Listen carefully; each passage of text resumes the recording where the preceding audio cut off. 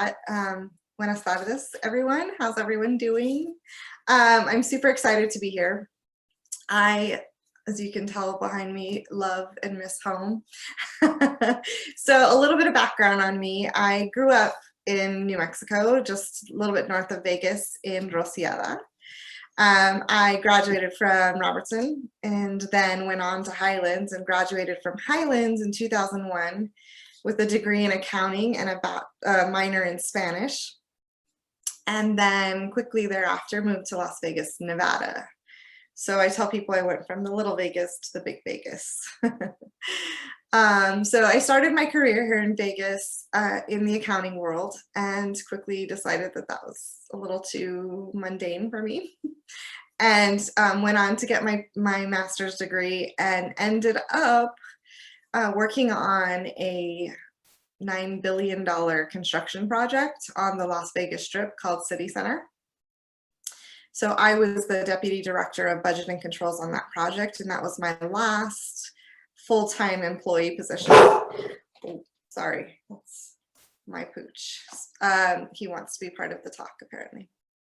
So that role was kind of the springboard for me starting my own company. I used a software on that project that I really fell in love with and really liked and learned to deploy. And so that allowed me to start a business to deploy that software for other people. So I've been doing my own business now for going on, shoot, almost 10 years. Time flies when you're having fun. But in that time, I also decided that I needed to give back. And so for any of you that are from New Mexico, especially Las Vegas, New Mexico, you know that we're a pretty tight-knit community and everybody kind of helps each other out. That's how I grew up. And even more so at Highlands. I think all of you that work there or have been students there know how friendly everyone is and how everybody kind of helps each other. And so that's kind of in my blood. And I decided in 2015-ish that I would consider doing something political. And then 3 friends sent me a letter from the governor saying they're looking to appoint someone to the State Board of Education.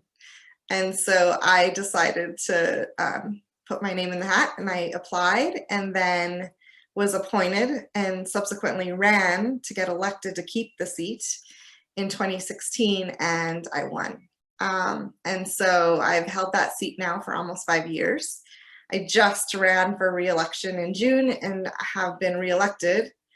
So in Nevada, when you run for a nonpartisan seat, if you have a primary, meaning there's more than 2 people running, and you get over 50% of the votes, or 50 plus 1, so 51% of the votes, then you automatically win the whole thing.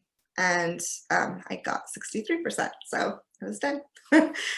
So I will be serving another 4 years on the State Board of Education. So I want to tell you guys a little bit about my path to that role. It really started back in high school, but then continued through my time at Highlands.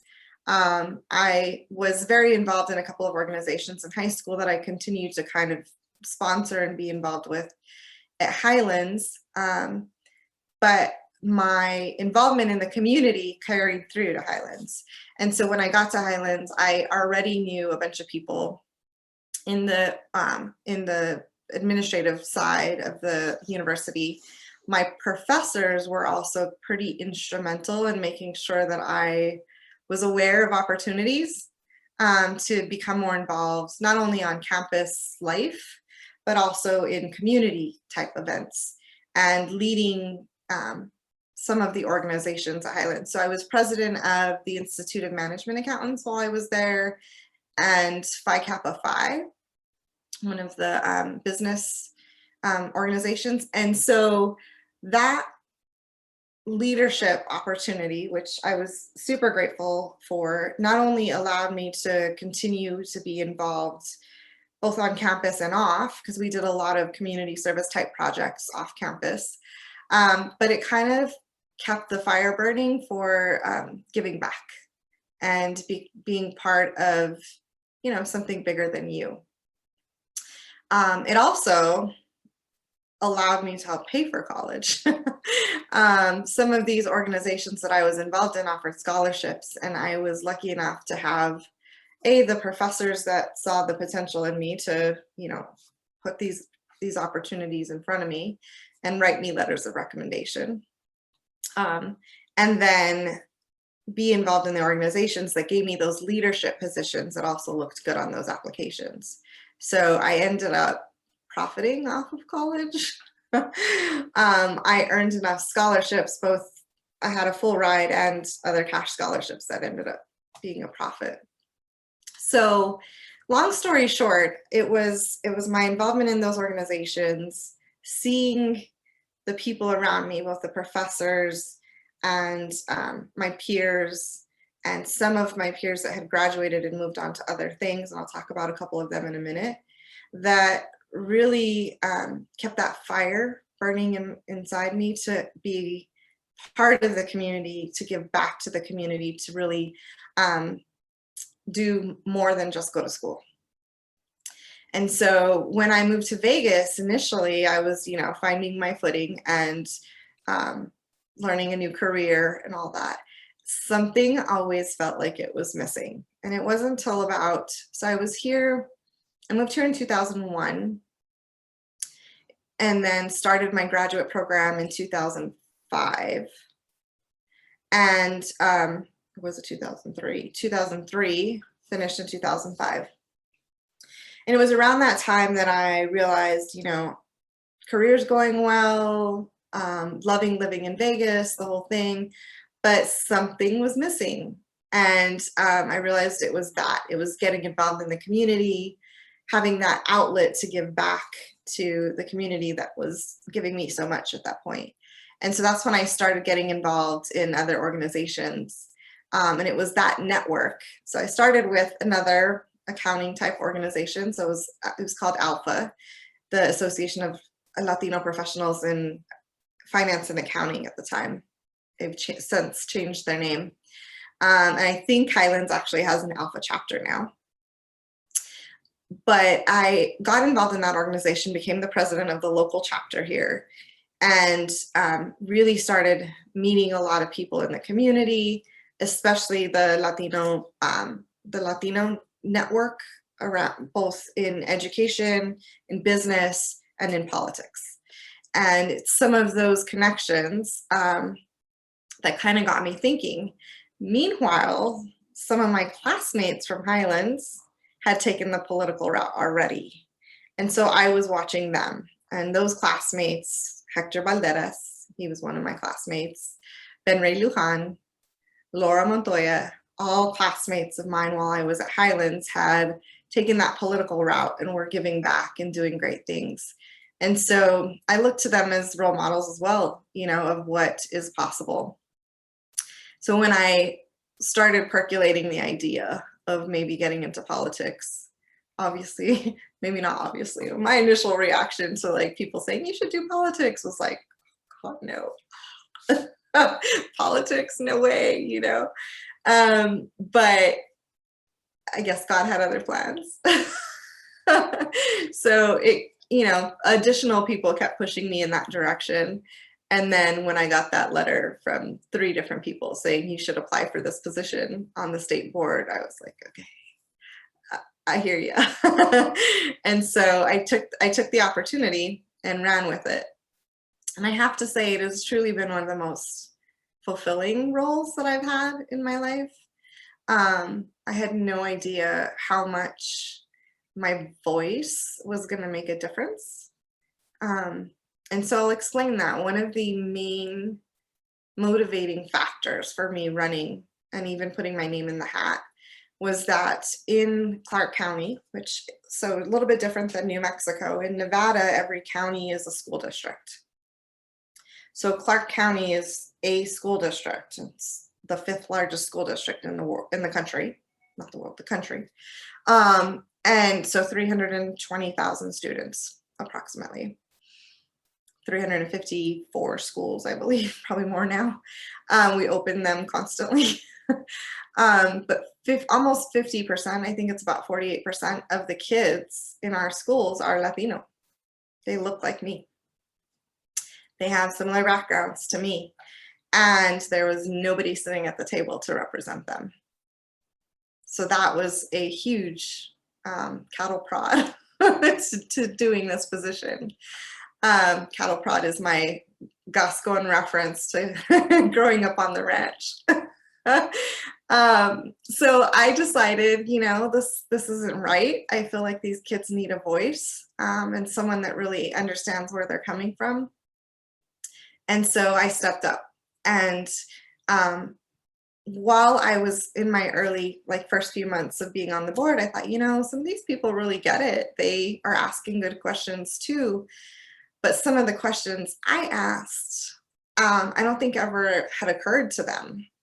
And so having that different perspective of not only growing up as a rural kid, right, but also growing up poor and a minority and all of that, I think really added a different voice to the board and continues to. So I've become known as the equity warrior on the board. I'm the one that doesn't let, you know, the things that other people take for granted slide.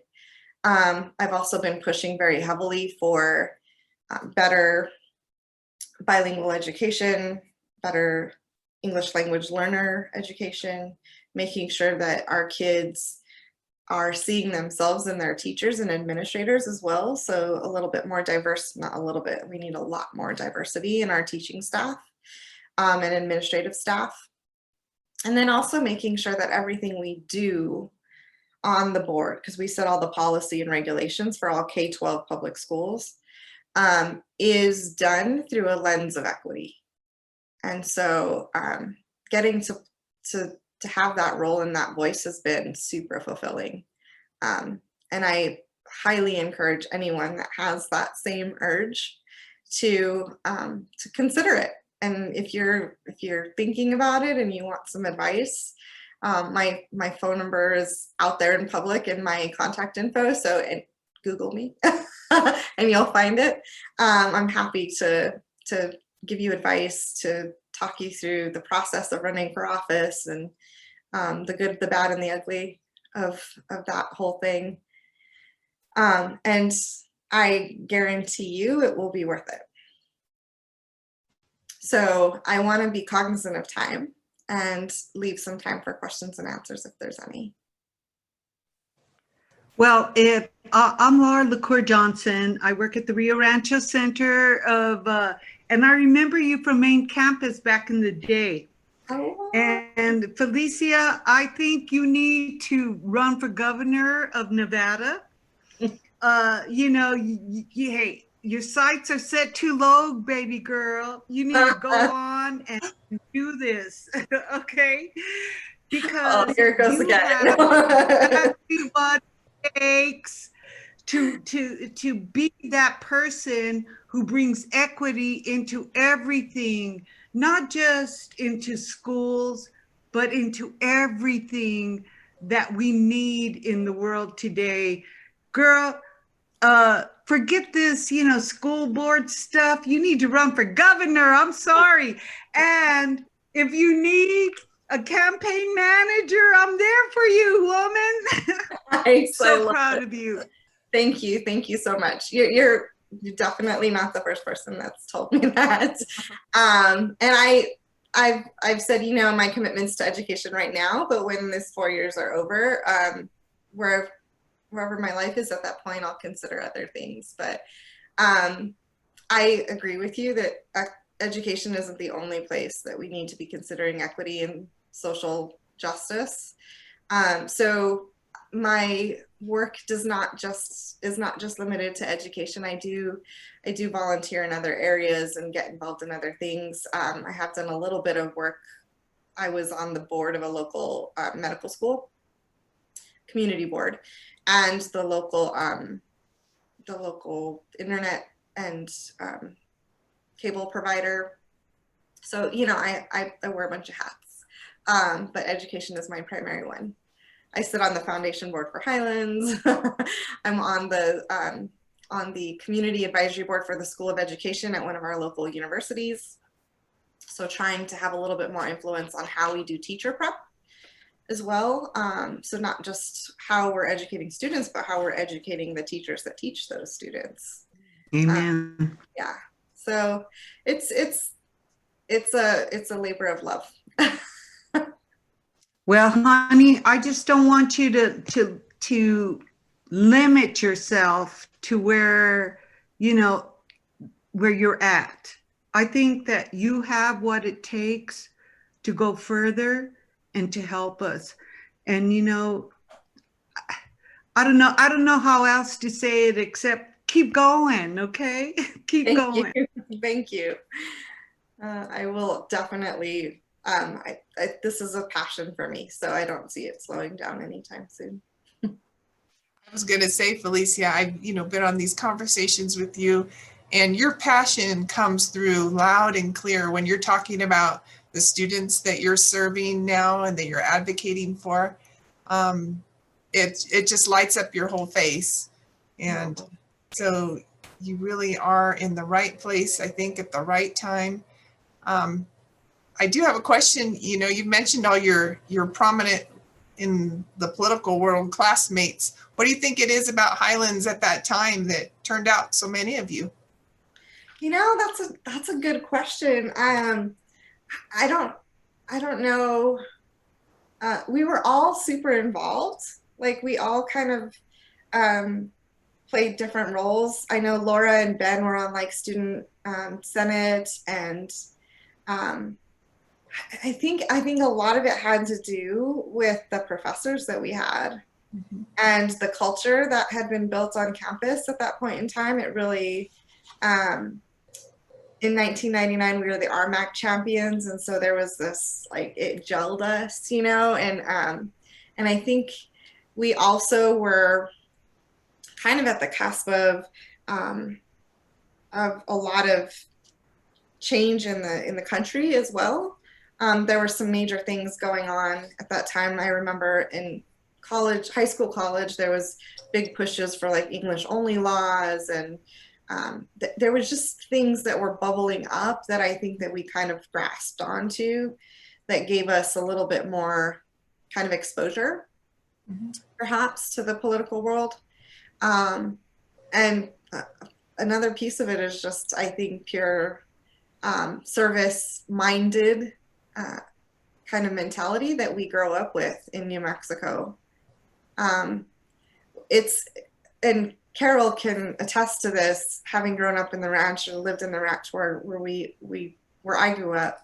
Everybody just helps each other and cares about each other, and that's kind of in our blood, right? Like we grow up that way. Since I was a small kid, we were constantly. I mean, if the lady down the road needed help or their animals got out, we got them back in. Like it was just natural for us. So that's the way we were raised. I think a lot of it has to do with our culture too. I agree. Yeah. I know Ben Ray's dad, and I know how that man was crazy. I loved him desperately, and so and Laura Montoya and her crazy family. I love it. It's a beautiful thing. Y'all were raised to be helpers. Yeah. And I think that word help, it helpers is what it's all about. My mom used to always say, if something goes bad, just look for the helpers and go there. And y'all are the helpers, and I really appreciate y'all. Thank you so much. Thank you, Laura. Yeah, we were lucky. Good upbringing. Hey, Felicia, it's actually a good little segue from Laura. So I know I've learned this. I think I've been probably in government, I would say about, 11 years now. Laura was actually my first boss. I did an internship for her with Senator Bingaman's office. I probably wasn't that good of an employee, and she'll probably say that too, but I was 17 and, first time I ever had a job. I remember it was like 1 to 4 in the afternoon. But anyhow, how would you, when people say public service, it really is service, it's hard. I tell people all the time, government workers aren't, they're not lazy. They're not, they don't move at a snail's pace. We take on a lot. We manage a lot. We deal with a lot. How do you kind of maintain, because I see it when I'm talking to you. How do you maintain that positivity and that, that upbeat attitude to just kind of keep moving forward? Because public service sometimes is, for lack of a better word, exhausting. And so how do you kind of keep your spirit up? There's several things. Therapy. No, I'm not joking. I actually do see a therapist weekly. So there's therapy. I meditate daily. I try to maintain healthy balance. So, healthy diet, exercise, and sleep. I'm a big fan of my sleep, so I make sure I'm getting enough sleep because I know now. I learned a lot of this through my first campaign because I burned the candle at both ends. I was working on my business. I had several clients going at the same time. I was traveling constantly. I was running for office. I was learning the job and doing the job all at the same time. And I ended up with a severe case of adrenal fatigue. And so I learned that, in order to be of good service to others, I needed to be good to myself. So self-care is a top priority for me. When I said earlier that I spoil myself, that's how I spoil myself, is with good self-care, right? If it means going and getting a massage or taking a day off to just read a book because I need to lose myself in a good book and not think about all the heavy stuff that I deal with on a daily basis, then that's what I do. So it's taken a lot of time to learn to do that well. And topes, as our family would call it, hitting your head against the wall and learning the lessons the hard way. But I feel like that is what keeps me going. I also have a super awesome dog that I consider like my emotional support animal. So I take him for walks every single day, and that's when I clear my head and kind of plan my day. It helps. It helps a lot. But it's all of those things, not always consistently. I'll be completely honest about that. I haven't consistently meditated until quarantine happened. And now I'm not only consistently meditating and seeing the therapist, but I'm also exercising again consistently, and that's helped a lot too. So yeah, it's a combination of things, but also just, knowing your own boundaries and being able to say no sometimes and turn it off and, watch a silly show or read a good book. Well, we appreciate it, and don't forget to give yourself a pat on the back often, because I think and I say this to my sisters is you got to make sure to give yourself the credit, because a lot of times people take it for granted, and so make sure to pat yourself on the back every once in a while, and speaking from a community perspective here, it'd be good to see you back home at some point. So it is just throwing it out there. It's in my plans to eventually make it back. Yeah, my family's all still there, so so someday I will be back in New Mexico, even if just part-time initially. I usually, with our foundation board meetings, try to get home for that whole week whenever we have meetings. So this year's been a little different, but we'll get back there again eventually. And I'll do better about the patting on the back. I'm super guilty of not doing that. I just I finish one thing, I'm on to the next, and I always set my bar higher and higher. So yeah, thanks for that, Adam. That's awesome. Is there any other questions or comments for Felicia? I just have one little question about where is the city center in Las Vegas that you managed your project? So if you look at between the Cosmopolitan on one side and what's now what did they just rename it to? It used to be Monte Carlo. Mm-hmm. They renamed the hotel recently. Everything in between. So there's 4 hotels or 3 hotels. One, Vidara Aria. Oh, okay. Used to be the Mandarin, now it's Four Seasons or something. No, not Four Seasons. Another fancy name. And then there's a retail space in there. It's called the Crystals. It's a super amazing building.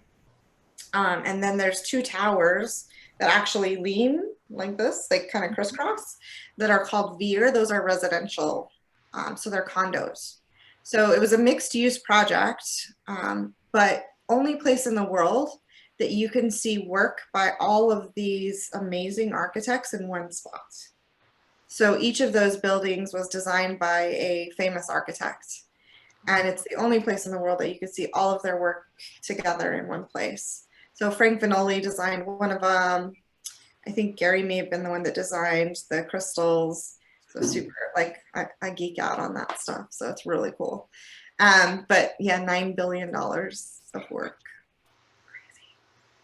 I remember That's why I have some comments now. we're going to have an event, with you there in March that didn't happen. Was that going to be located in that area? I wonder. It was only going to be a couple miles down the strip from where City Center is. Yeah. So City Center is almost like in the center of the strip. So it's Cosmopolitan and then Bellagio and then Caesar's Palace. So it's right in that line. And just gorgeous buildings, super cool art. Like there was $40 million worth of art sprinkled throughout the campus there. A people mover. I mean, it was a phenomenal project to be on. I learned a ton. Again, that was the springboard for starting my own company. So super blessed. Very cool. Well, I think we need to get it all together so we can take a trip out there. What do you think, Julie? Now I'm really intrigued. Darn. I'll give you a personal tour. Okay. Yeah. I want to say that my sister, the buildings that are a little bit like angled, or that's where she works, right? That's where she lives. Oh, in the Veer Towers? I don't want to text her now to ask her, but yeah, I have to check. But she lives in the ones that like kind of angle to a side. Yep, that would make total sense, especially if she works next door. There we go. Yeah, that's awesome. Right on. What a small world. I love it. Well, Adam, does your sister have an extra bedroom? Because, soon we'll be visiting her. Well, I haven't been out there since I got married, so I'm not too sure.